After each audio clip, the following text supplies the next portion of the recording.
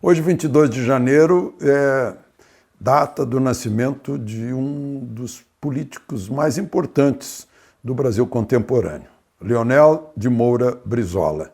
Nasceu em 1922, no 22 de janeiro. Eu tive contato muito próximo a ele agora, né, nos últimos anos. Ele, quando voltou do exterior, como se sabe, em 64, ele foi embora para o exterior junto com o presidente João Goulart. Ele tentou resistência, mas João Goulart não quis nenhum derramamento de sangue. Ele foi para o Uruguai, lá estabeleceu-se no Uruguai como proprietário de terras e tal, plantador de lavouras, criador, enfim. Quando ele voltou para o Brasil, que veio a anistia, abriu tudo, eu fui entrevistá-lo, acho que foi talvez a primeira entrevista dele, pela Manchete, numa casa em que ele tinha sido emprestada para ele no Alto de Santa Teresa, no Rio de Janeiro. Estranho que eu apertei a campainha no portão, havia um jardim, ele vem lá de dentro da casa com uma cuia de chimarrão na mão, me dizendo: "Entra, gaúcho velho de Cachoeira, que eu estou te esperando com chimarrão da amizade." Aí já me desmontou, né? Mas mesmo assim eu fiz as perguntas que queria fazer. Uma delas, para contar para vocês, né, eu disse: governador, o senhor teria recebido de Fidel Castro, parece que era 100 mil dólares, algo assim, para a guerrilha do coronel Jefferson Cardim de Alencar Osório, e consta que o senhor não teria entregue esse dinheiro, que teria ido para a sua lavoura de arroz lá no Uruguai. O que o senhor tem a dizer a respeito? E ele me respondeu: companheiro, o que é anistia se não esquecimento? Ajude-me a esquecer o passado, vamos pôr uma pedra sobre o passado e construir o futuro. Quando a entrevista terminou, ele me disse: eu soube que você já trabalhou com o presidente Figueiredo, você pode levar um recado para ele? Posso. Né? Aí mandou o seguinte recado, né? Que queria falar com o presidente e que o recado principal é o seguinte, que ele ia segurar os radicais dele, desde que o presidente segurasse os seus, né? E os dois juntos iam construir a democracia no Brasil. Né? Eu levei o recado para o presidente me olhou, o presidente Figueiredo me olhou, eu disse: e você acreditou? Eu disse: eu só estou transmitindo o recado. Né? E foi transmitido, foi aceito o encontro e eles se encontraram, conversaram muito, se abraçaram e tocaram aí. É parte do movimento de abertura para a democracia, né, que foi feita sem maiores transtornos. Bom, depois dessa história, vamos, enfim, à gravação de rádio para esta quarta-feira, 22 de janeiro. Se você não estiver inscrito, inscreva-se, né? Você será muito bem recebido, junte-se a nós e não esqueça do seu like ou do seu dislike.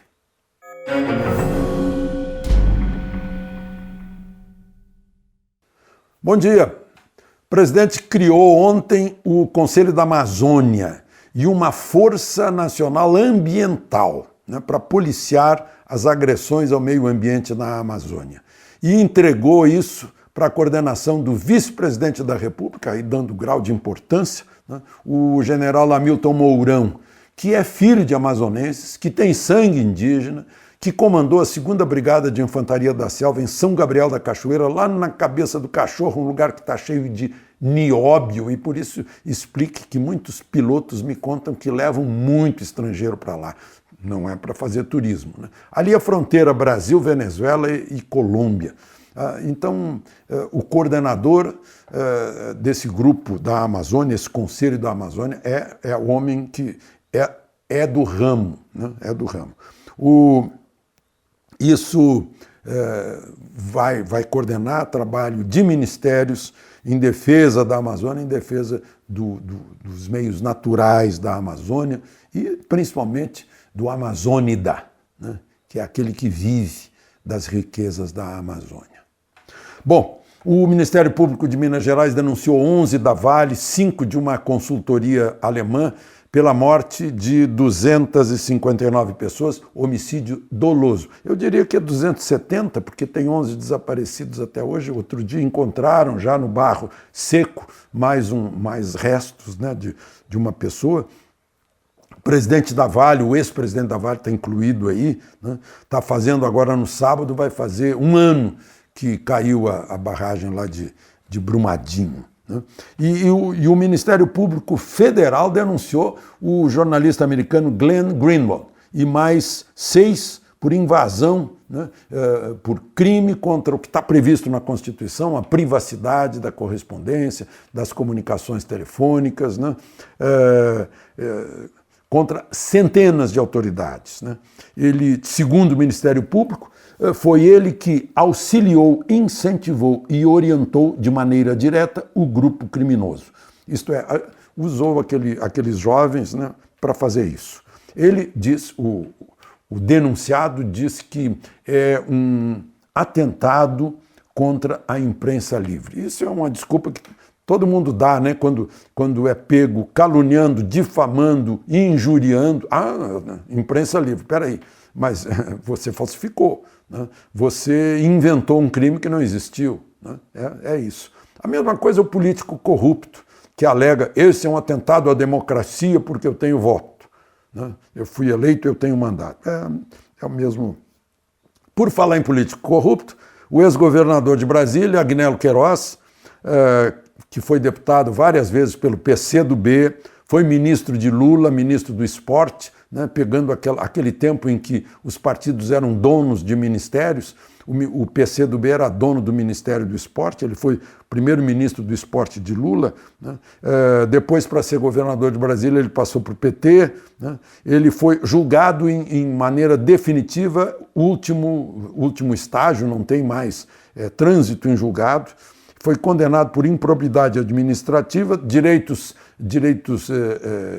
cassados, né? Direitos políticos cassados, e vai ter que indenizar só por R$1 milhão o serviço público. Por quê? Criou um centro administrativo de 182 mil metros quadrados que está vazio até hoje, custou 1 bilhão e 800 milhões, não foi pago ainda, né? E inaugurou no último dia do governo dele, dando um jeito lá em licenças de habite-se. Quem deu as licenças de habite-se foi condenado também. Enfim, ele responde a outro processo lá sobre a construção do estádio Mané Garrincha.